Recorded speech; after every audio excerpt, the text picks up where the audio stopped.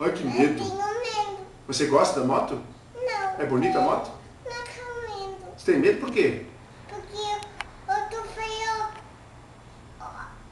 É feia a moto? É assim, eu acho que vai cair de moto. Vai cair de moto, não pode. De moto não pode. Como que é o barulho? Só papai. Só o papai pode. Como que é o barulho dela? Assim. Nossa, e como é que a Júlia bateu na menina? A menina chorou? É. Como que ela chorou? Não, como é que ela chorou? Não é. Como que é? Como que a menina chorou?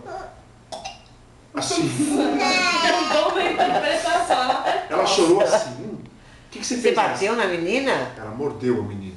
Você mordeu, Júlia? Não pode, viu, Júlia? Por quê? Pode morder, tá? Como é que você mordeu? Mostra como é que você mordeu. Como é que foi que você mordeu? Mostra, como é que você mordeu. Bonito. Ai, Por que, Júlia? não pode morder.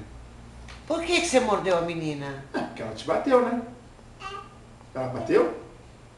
Nossa, que mentira lavada, meu Ela Deus fez do isso? céu.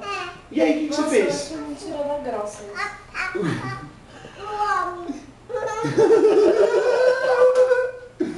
E você mordeu ela? Conta no meu ouvido, como é que foi?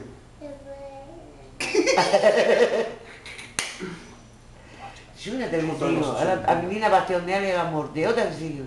Ela teve a reação de se Foram defender? 3. Hã? Veio no caderninho dela, a Júlia mordeu 3 amiguinhas hoje. É, Papai e mamãe, Júlia. conversa com ela. Conversa o quê? Não É, morde. Júlia. É, mas precisa Ela tomar. chegou lá e falou assim, foi a mamãe que mordeu. Tira esse Ela dedo do mentiu, nariz, acho que é a mãe feio. tinha mordido. Júlia, canta a música da aranha pra titia O quê? ouvir. Tartaranha viva parede, venha Júlia Forte. e percebo, passe, a pessoa churra, rabacinha, tartaranha viva tarde.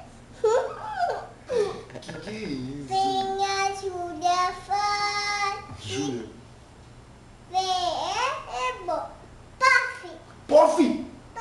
passou a chuva, rabacinha. Como que é desconfiada? Ela canta aquele E a da minhoca? Não, canta aquele da desconfiada, que ela olha com aquela carinha assim, desconfiada.